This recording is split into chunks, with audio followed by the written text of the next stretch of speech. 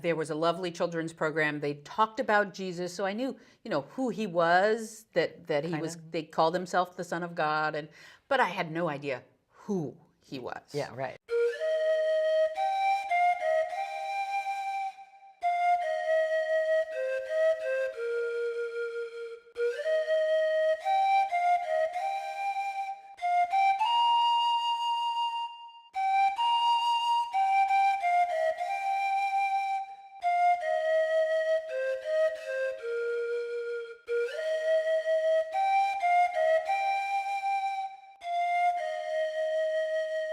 Hello, you have found Why We Are Christians. My name is Katie Philpott, and I am here with a friend of mine. I have known her for several years, but there are so many gaps in my knowledge that I am looking forward to interviewing Celia Chamberlain. Hello. Welcome to Why We Are Christians. Thank you. And as you know, this is going to be a two-part show in which the first episode, we are going to hear all about you as a little kid and how you grew up and what you thought about things like God and religion. And please tell me, where were you born? I was born and raised in San Francisco, California. I was born at Kaiser Hospital on Geary, where my son was born too. Where my son was born too. Yes. And I understand that was kind of in the midst of the whole hippie thing. I was a child. I grew up in the 70s and 80s in San Francisco, which was an interesting time. An interesting time, yes. We have had people who were already adults during that time. I was an adult pretty much at that time as well. Yes, it was not for the faint of heart. Yeah, it was. I decided early on that I would never have kids in San Francisco because of my childhood in San Francisco.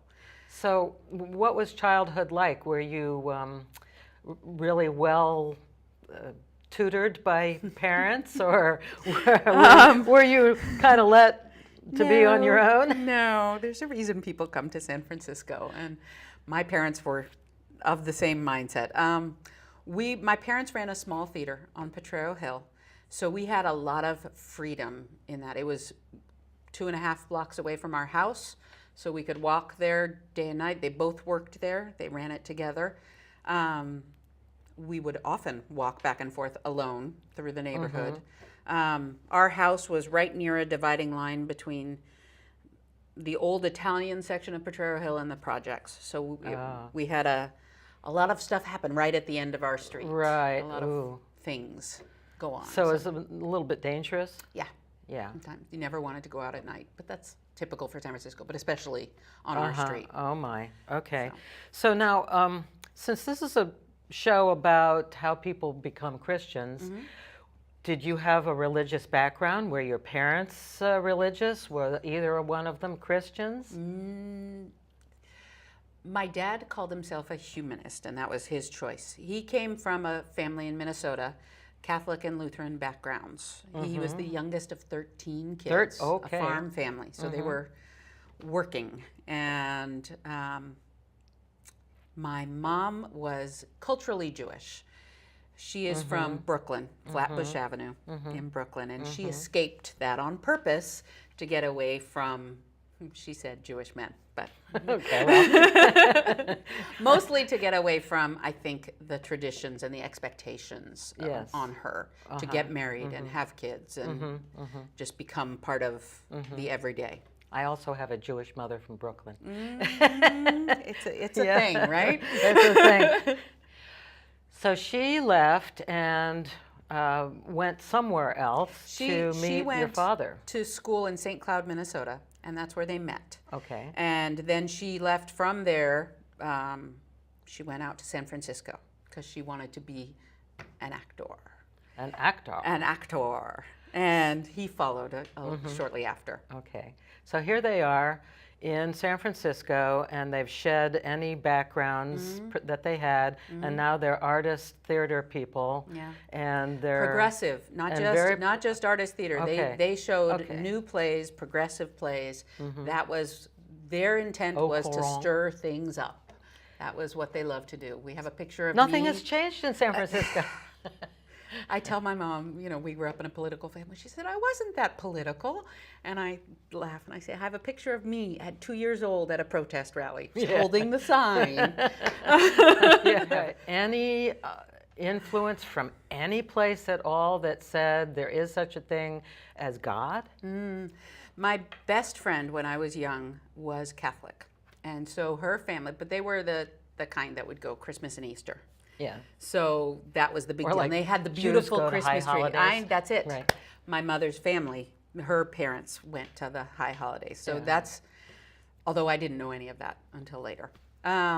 So I asked my mom, because their house was so lovely at Christmas time especially, and I asked my mom, can we go somewhere and do something around the holidays? Yeah. And we would celebrate Christmas. She had a Christmas tree every year, and she would always talk about celebrating Hanukkah and how the guilt. So we have the guilt. We didn't have the holiday usually. Yeah, right. So I grew up with a lot of Jewish guilt. Not the guilt, Not but the guilt, the guilt. the guilt. The other. The other thing. Okay. The other currency. So now bring us maybe into early teens or something. Yeah, so at that time I would ask her if we could go, I learned, to temple. And she would say, I want you to be an adult. I want you to grow up without anything holding you back or influencing you. I want you to make your own mind up. And you decide when you're an adult. And I later found out, when I became a Christian, I later found out she meant anything as long as it was Judaism. Oh. She wouldn't have minded if I became a religious Jew. She wouldn't have minded really? that. I don't think. She still would have had questions, but it was much harder for her. Did that seem like a contradiction at all? Oh, yeah. Hello. Even now. Yeah. Well, that is not atypical of Jews in this country. It is an identity thing above and beyond anything else. It is not a religious thing in terms of practice. There's so many levels. There's the race of people. There's the identity, the cultural, the community. Yes. And that's what she grew up with in large part because her parents were first generation Jews. And so they assimilated pretty quickly. So that's what she was familiar with. And then there is the religious, which she didn't really understand. But growing up in San Francisco especially, you have the knee-jerk reaction to anything organized in general, but especially to organized religion. And that really started to change for me in high school. I started to, it's typical of that age, you begin questioning. So one of the things that really got to me was I heard about, I would go to the gym at the Jewish Community Center. Oh, good. And the man who worked there was, in his other life, he was one of the Sisters of Perpetual Indulgence. Oh, no. And Now, so just give anyone who doesn't know what that is, just a couple sentences, that's all. they are a group of cross-dressing gay men who purposely dress up as nuns to flout the organized religion and the Catholic Church in particular. Okay. And so their formation date that they chose was Easter to stick it to the Christians. So, and that really, at that time, I was negotiating what I believed, and while I would have arguments arguing against the veracity of the Bible and that it couldn't be accurate, that felt like a slap in the face, and it felt like that's really, really disrespectful if someone does believe. It wasn't slapping your own face, but you thought not mine, but it made me start to take a step back from my own position of that knee-jerk reaction, and made me start to question even more and start to a little bit of reading about it, but just being a little more open to faith than I had been. And growing up in the theater, the theaters are typically closed in the summertime. That's their quiet time because everybody goes on vacation, so they're not going to. And so what did your family do So in the summer? our family would pack up and go camping across country. We would take a road trip. Yeah. Great. And which was I guess. lovely, absolutely lovely. Good, I've good. been to every state, or just about every state, so that's a good thing. And so we would go visit my family in Minnesota and my mom's family. At that time, they were in Maryland and then Florida. And Minnesota, we would stay with my Aunt Kathy, and she is Lutheran, lovely woman. A Lutheran lady in Minnesota. Yes, she is Norwegian. My dad's family is German. Okay. And so she would, because we were staying in her house, she said, if you stay in my house, we go to church. Okay. My parents didn't have to, but the kids did. Did you go? Absolutely. And I loved her, and I loved Minnesota so much. So really, I think seeds were definitely planted at that time. I can, looking back, you look back at your life and you say, where did it start? Yes. And it was Rachel, my best friend, and my Aunt Kathy. Okay. Most definitely. Now let me ask you, we say going to church, and that could just mean kids' church, and it could mean actually listening to something more serious, like, let's say, a sermon or a gospel presentation of who is Jesus and what did he do and why does that matter? Did you remember anything like that? No. Lutheran church, well, at that time, it didn't appear to me it was that way. There was a lovely children's program. They talked about Jesus, so I knew, who he was, that he was, they called himself the Son of God, but I had no idea who he was. Yeah, right. Yeah. Nominally, I believed in God. It was the bargaining sort of thing where if you help me, if you get me, help me pass this test, I'll believe in you. Yes. And every time, you and me, I God, say, I'll we're in this believe in together. you. And so I truly, I think I believed in him, but I didn't show it. You couldn't tell from my behavior. There was no way to know that I was. So you're still teen oriented here? Yeah, teen oriented. I did children's theater school in Minnesota, so my Aunt Kathy would come and visit me often and take me to church then too. My parents divorced when I was 9, and right after that we went and spent the summer with my Aunt Kathy. So that's probably the longest exposure. Sure. And she was just a good woman. She took in other kids who were having problems. She helped people in her neighborhood. She was always bringing food to people. Bacon, the Lutherans love their potluck, so they bring food every week to church. So, well, I guess I learned later that every denomination has their own version, but so it was very impressive to me, her behavior toward others. It really struck me. So, yay, Aunt Kathy. Yay, Aunt Kathy. I just talked to her last night. Oh, good. So let's get to where. Let's say you're thinking about college or something like that. I graduated school and went and did a semester abroad.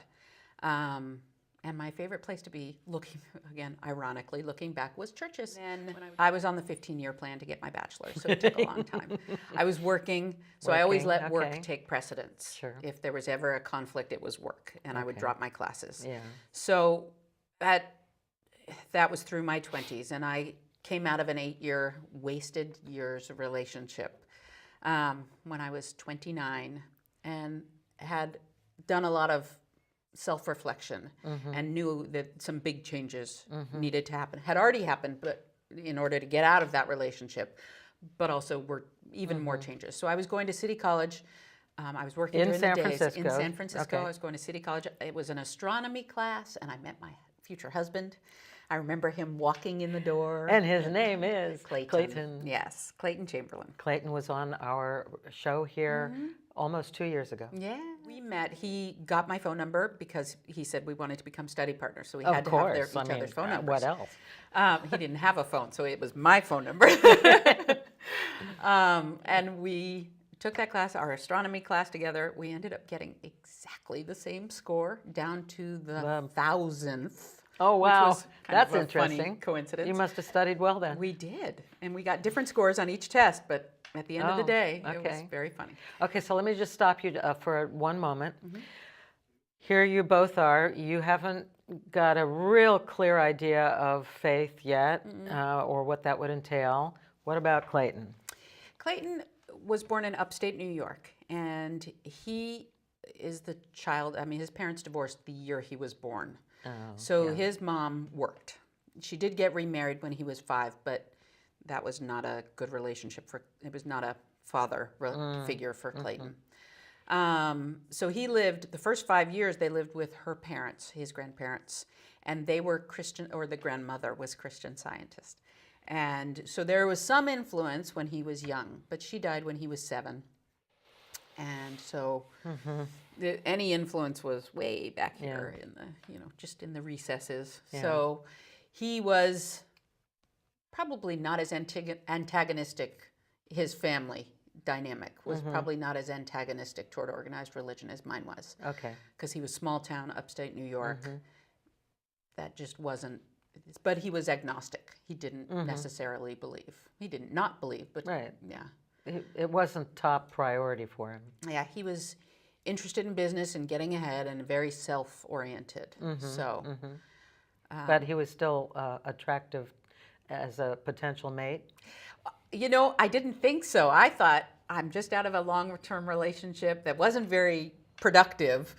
I want to date. I want to, for the first time in my life, I want to date some people. So I said, nothing serious is going to happen.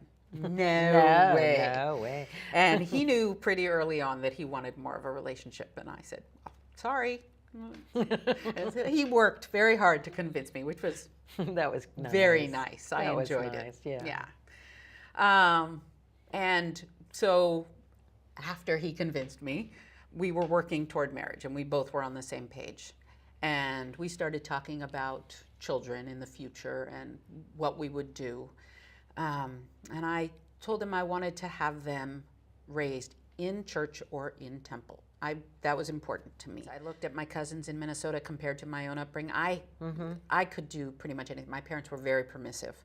They didn't pay attention. They didn't see a report card in high school. She had no idea what I was doing. Oh, interesting. So I was very independent. And in San Francisco, you can get into a lot. And I was the youngest of 3, so I had the sibling influence of older friends. Let's show our little kid sister how this is done, huh? So I knew I didn't want to raise my kids in the San Francisco, and I knew I didn't want to raise my kids in the same manner that my mom had raised us. I wanted to be much more involved and more of a figure, and if we could swing it, have one parent at home. That was important to me as well. Good. So and I knew, again, not San Francisco. I wanted to be out of San Francisco, which we agreed on because he didn't like San Francisco. He's from small town, so. Sure. So that was lovely. So, and his idea, I think, and probably mine too, although I wouldn't phrase it this way, was rub a little Jesus on them, and they'll turn out better. Like with a bar of soap or something. Exactly. Okay. There's your Jesus. Oh, yeah. Yeah. Obvious little misunderstanding of what this is all about. The concept, the bigger picture, it wasn't there yet. Okay. So we got married. One of my aunts came, and she was so surprised. We got married in the wine country and invited my Aunt Kathy. She came from Minnesota, which was lovely, and another one of my aunts who was Catholic, and she said there was no mention of God in the ceremony. None at all. Not even one. And were you even aware that you were eliminating that? Not in so many words, because when we did the interview with the minister who married us, he asked what was our level, and we said not really. So he just he gave the secular version, and he would include it if we were religious, but he did. It was to order. Yes.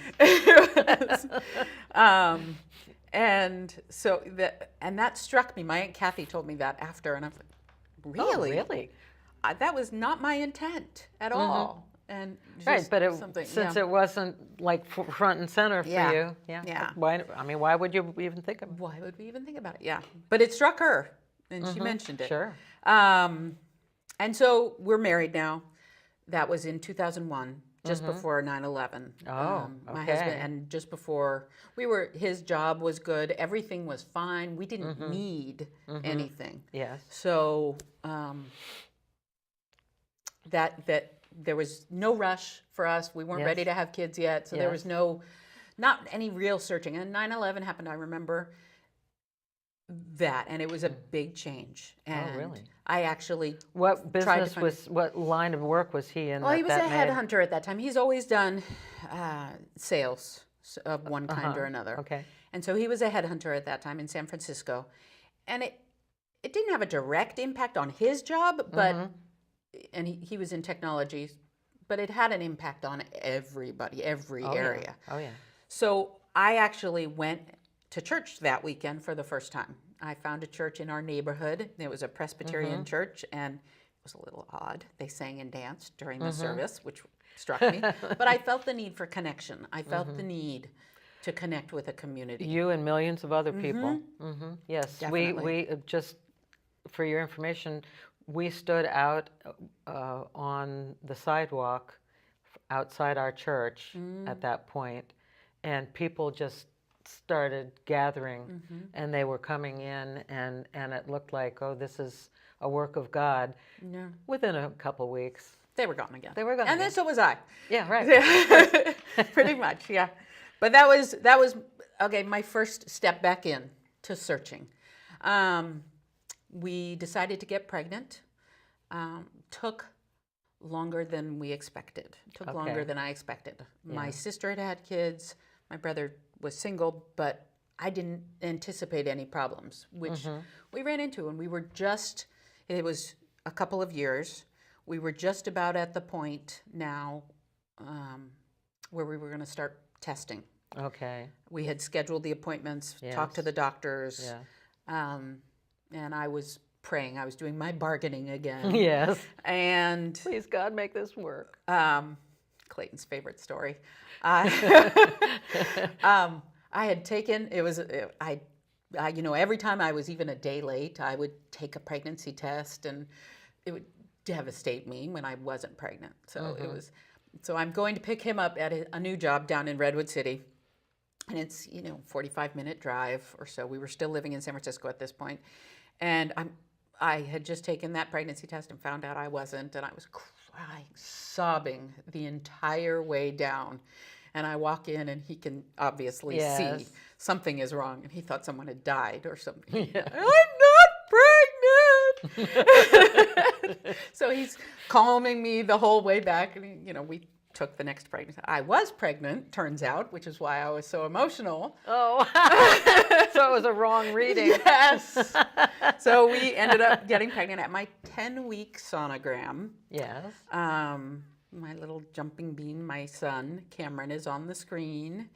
And I heard a voice tell me, "Do you see what I can do? Oh. Now come find me." Okay, and Oh, did you goosebumps. know whose voice that yes. was? Oh, yes. There's Like, no immediately. question. It- No it- question. totally, It yes, was God. okay. It was, Yeah. Yeah. I still get goosebumps from that. Sure, still. you've given me some. Yeah. So, needless to say, I listened at that point. That was pretty important. So I started going to temple. I started going to churches. I was searching. Yes. We were still in San Francisco. We Yeah. went to, my thought was my Aunt Kathy, Lutheran. We'll go Sure. to Lutheran church Yeah. first. We'll try that out. Found one in San Francisco that was okay. I don't know what I was looking for. I was trying to feel my way. If it felt right, that I And knew I was so you supposed didn't to have be any there. preconceived notions, just you'd walk Looking through back, the of door. course I did. I And I still had my San Francisco background Okay, kicking in, so okay. I would question everything. The 80s, all the priest scandals and things like that. So I Oh, was very yes. conscientious, having pregnant and then having a small baby, watching what they do, who does what, who touches my baby, who's Yes. very aware of that. We ended up buying a house up in Santa Rosa, moved up to Santa Rosa, Okay. about an hour north of San Francisco. Yes. And the first church I found, I started looking on the internet. The first church I found was a church called New Vintage, and I thought, New this website, Vintage, New okay. Vintage Church. I don't know it, but go ahead. It used to be called, I think it was Second Baptist, or yeah. But they changed their name, rebranded, and I thought that website's too slick. That's Too slick. Too Okay. slick. We can't go there. So we kept trying the Lutheran churches, and nothing was the good fit. We tried temples. We tried still going anywhere I could find. So I said, okay. After another year, I had my second son. We would give each church a certain amount of time. So now you've got Connor. To sort of prove themselves to me. Yes. Okay. And now we have Connor, my second, and we decide to go to that first church, New Vintage, that I had seen. And we walk in the door, and it is it's a church. Their tagline was the church for people who don't like church. Okay. So that was who they were going for, which was us. Sure. And a lot of other people, I'm sure. We walk in the door, and Clayton grabs my arm and says, Celia, this might be a cult. Be careful. If I tell you to go, we're going. Okay. Because the pastor had the microphone. Sure. To speak. Okay. And So he was going to walk right back up and to forth, us yeah. and said hello. And he's wearing the modern shirt with jeans and holes in the jeans. He's right. So we put the kids in childcare. I'm very conscientious. What are they going to teach my kids? But we go, and it really resonated with us. That was it. That was apparently what I was waiting for. Okay. His message was clear. It was concise. It hit me, right here. What did it say to you about yourself? How do you mean? Well, the gospel is good news and bad news. The bad news is we're sinners. Oh, yes. And we can't help. We Yeah, cannot change help ourselves. that. But the good news is that Jesus already paid that. Absolutely. And I wasn't even at a point where I knew enough about Jesus to say I believe. It was just I was still in the search.